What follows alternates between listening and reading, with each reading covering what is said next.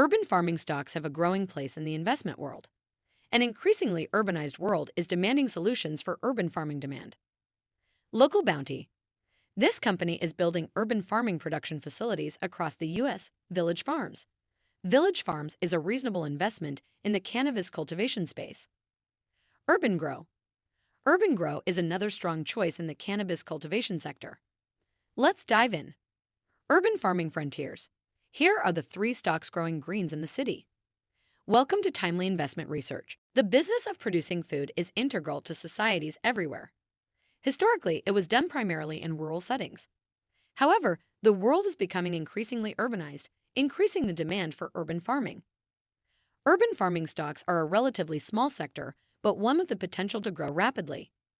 Not only are large firms looking to capitalize on ways to grow food in urban settings, but so are everyday people. Speaking anecdotally, it's become relatively common to see indoor gardens for personal consumption. Additionally, the rise of the cannabis industry provides another growth catalyst for urban farming. In short, it's an interesting sector in which to invest. Number 1. Local Bounty. Local Bounty is one of the higher-priced stocks in what is, in general, a highly speculative sector. What I mean here is simple. Urban farming is a very nascent industry, and investors should tread carefully. In any case, Local Bounty is a company that produces stackable controlled environment equipment. The company produces a few varieties of lettuce and herbs. The entire purpose of the company is to produce and deliver local produce as close as possible. The company claims its processes result in using 90% less land and 90% less water than in traditional agriculture. The company has facilities in Washington, Montana, Texas, and Georgia. It is purchasing assets in southern Central California. Although Local Bounty is currently focused on greens, it has plans to diversify into meal kits, berries, and additional crops in the next few years. In third quarter, Local Bounty reported $6.8 million in revenues, leading to a profit of $400,000. Number 2. Village Farms. Village Farms is a firm focused on the controlled environment agricultural space with a focus on the cannabis industry. Given that cannabis is a high-value plant that arguably makes Village Farms stock more attractive for investors. As noted before, most shares in this space are inherently pretty speculative. Village Farms is no different in that regard and is a penny stock that trades for roughly 75 cents. That said, it is highly regarded in that all 7 analysts covering its shares give it a buy. Further, those analysts assign it an average target price of $1.83. Risky, yes, but also full of return potential.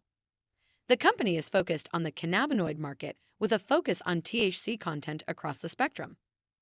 Village Farm owns multiple subsidiaries throughout North America.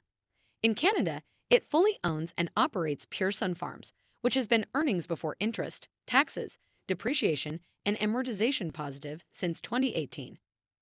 In the United States, Village Farms owns Balanced Health Botanicals. That business includes a top 5 CBD producer and an operational footprint that spans 5.5 million square feet.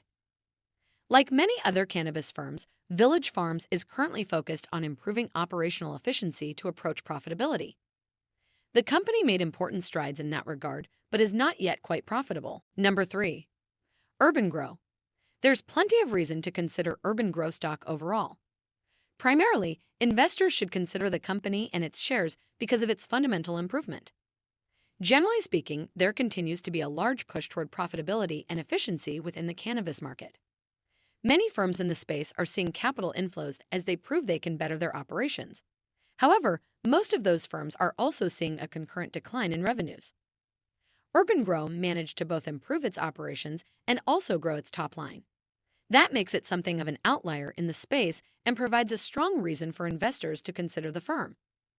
The firm's net loss narrowed from $5.3 million to $3.4 million year over year during the most recent quarter. That is a positive result. Perhaps more importantly, the company's revenues grew by 69% during the same period, reaching $20.9 million. The cannabis market is not noted for growth at the moment, and that makes this a stock to watch. Thanks for spending some time with us today, Timely Investment Research. We're so glad you did. If you found value in today's video, please give us a like, hit that bell icon to never miss an upload, and hey, don't forget to subscribe.